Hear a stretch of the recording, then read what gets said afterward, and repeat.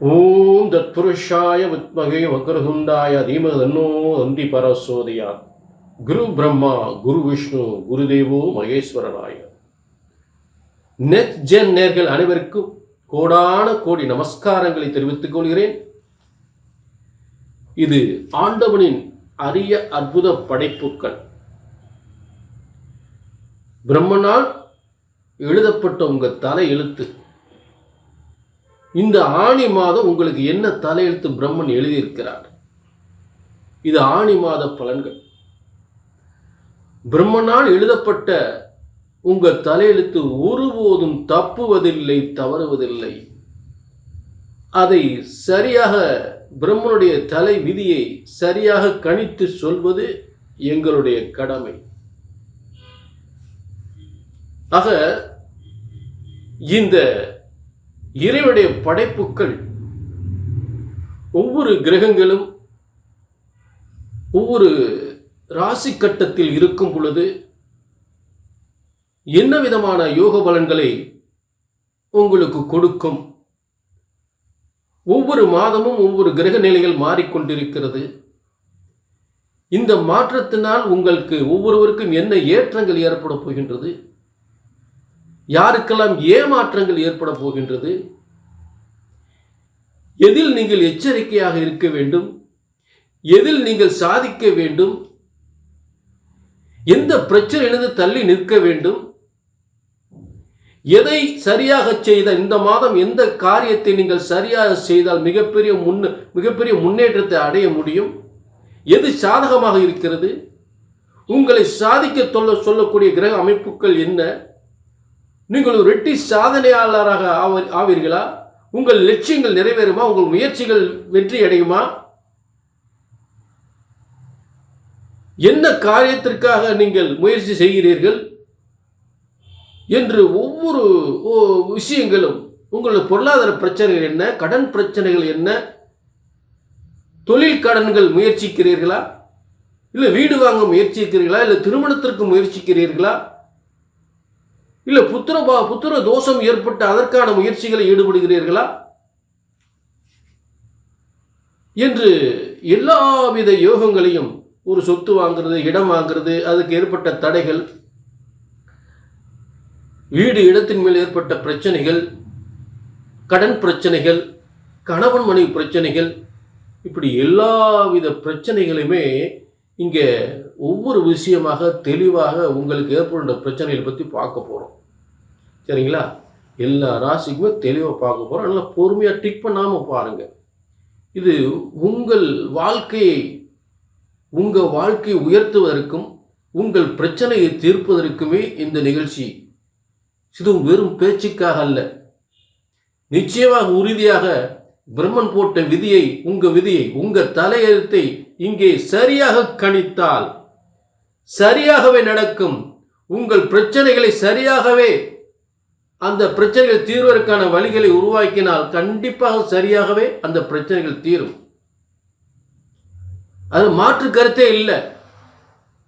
உங்க தலையெழுத்து உங்க பிரச்சனைகளை எப்படி சரி பண்ணணும் என்று அந்த பிரம்மன் போட்ட அந்த விதி, பிரம்ம சாஸ்திர விதிப்படி உங்கள் ஜாதகத்தை சரியாக கணித்தால் சரியாக நடக்கும். ஜோதிடம் ஒருபோதும் தப்புவதில்லை, தவறுவதில்லை. ஜோதிடம் ஒருபோதும் தப்புவதில்லை, தவறுவதில்லை. எங்கே தவறு இருக்கிறது? கணித்து சொல்வதில்தான் தவறு ஏற்படுகின்றது. ஜோதிட சாஸ்திரம் தப்புவதில்லை. ஆக உங்கள் எதிர்காலத்தை தெரிந்து கொள்ள கீழே உள்ள நம்பரை நோட் பண்ணிக்கங்க, ஒரு அப்பாயின்மெண்ட் வாங்கிங்க. புரிஞ்சுட்டீங்களா? நிச்சயமாக வெற்றி நிச்சயம், வெற்றி நிச்சயம். இப்போ எல்லா ராசிக்குமே பலன்களை தெளிவாக பார்ப்போம். ஆடி மாதம் ஒரு அற்புதமான சூரியனின் பிரவேசம். மிதுன ராசியில் சூரியனுடைய பிரவேசம் ஏற்படுகின்ற அந்த காலம் ஆனி மாதம். இந்த ஆனி மாதம் என்பது கன்னி ராசிக்கு பிரமாதமான கேந்திர பலம். கன்னி ராசிக்கு பார்க்க போறோம் இந்த ஆனி மாத பலன். இந்த கேந்திர, அதாவது 10ஆம் இடம், கன்னி ராசிக்கு 10ஆம் இடத்தில் அரசு கிரகம் என்று சொல்லக்கூடிய, அப்ப அரசாங்கத்தால் மிகப்பெரிய பதவி யோகம் ஏற்படும் என்பது மறுக்க முடியாத உண்மை. ஏற்கனவே உத்தியோகத்தில் இருப்பவர்களுக்கு அற்புதமான ஒரு யோகம் ஏற்படும். சொந்த தொழில், புதிய வேலை வாய்ப்பு, சொந்த தொழில், சொந்த வியாபாரம் தொடங்கக்கூடியவர்களுக்கு மிகப்பெரிய முன்னேற்றம் ஏற்படும். அரசாங்கத்தில் வேலைக்காக, உத்தியோகத்திற்காக முயற்சி செய்யக்கூடிய நிச்சயமா அரசாங்க பதவி, அரசாங்க உத்தியோகம் நிச்சயமா கிடைக்கும். அதுல மாற்றம் இல்லை. உயர் பதவிக்கு, அரசாங்கத்தை உயர் பதவிக்காக காத்து கொண்டிருப்பவர்கள் இடமாற்றம், பதவி உயர்வோடு இடமாற்றம் ஏற்படும். ஆக கன்னிராசிக்கு ஒரு இடமாற்றம், பதவி உயர்வு என்பது மிகப்பெரிய புகழை ஏற்படுத்தும். உபஜயஸ்தானத்தில் இது ஒரு ஸ்தானம். 3, 6, 10, 11 3, 6, 10, 11 என்பது உபஜயஸ்தானம். 10ஆம் இடம் ஒரு கேந்திர வலிமை. அதை விட உபஜயஸ்தானம் மிகப்பெரிய ஜெயம், வெற்றி ஜெயம் உருவாக்கக்கூடிய ஸ்தானம். அடுத்து இப்ப திடீர் அதிர்ஷ்டம் ஏற்படக்கூடிய ஒரு இடத்திலிருந்து செவ்வாய் வீட்டு இருக்கிறார். திடீர் அதிர்ஷ்டம் 8ஆம் இடம், அதாவது பாத்தீங்கன்னா பணபரஸ்தானம் சொல்லக்கூடிய இடம். 2, 5, 8, 11 2, 5, 8 இதெல்லாம் பணபரஸ்தானங்கள். ஆக அந்த பணபரஸ்தானத்தில் வந்து பார்த்தீங்கன்னா 8ஆம் இடத்துல செவ்வாய் வீட்டு இருக்கிறார். அப்போ பூமிகளால் ஒரு ஏதாவது ஒரு சொத்தை வந்து விற்கிறதாலோ இல்லாட்டி பாகப்பிரிவினை ஏற்பட்டு அந்த சொத்தை கொடுத்துட்டு அந்த பணம் வாங்குறதாலோ உங்களுக்கு மிகப்பெரிய பண வருமானம் ஏற்படும். அதாவது பூமிகளால் சொத்துக்களால் வருமானம் உண்டு. பூமிகளால் யோகம். புரிஞ்சுட்டீங்களா? அதே நேரத்தில் சிலருக்கு வெளிநாட்டு யோகங்கள், வெளிநாட்டு உத்தியோகம், வெளிநாட்டு தொழில்கள், வெளிநாட்டு முன்னேற்றங்கள் சிறப்பாக ஏற்படும். அதில் எந்தவித மாற்றமும் இல்லை. அப்ப கன்னிராசியுடைய கணவனாக இருந்தாலும் சரி, இல்லை கன்னிராசி பெண்ணாக இருந்தாலும் கணவனுக்கு, ஆணாக இருந்தால் மனைவிக்கு 2 வருமானங்கள் வரும், 2 சொத்துக்கள் கிடைக்கும். கன்னிராசியுடைய கணவனாக இருந்தாலும், கன்னிராசி பெண்ணாக இருந்தால் கணவனுக்கு, ஆணாக இருந்தால் மனைவிக்கு 2 சொத்து, 2 வருமானம். திடீர் சொத்து வந்து சேர்ந்துடும். திடீர்னு நல்ல 2 தொழில வருமானங்கள் வரும்.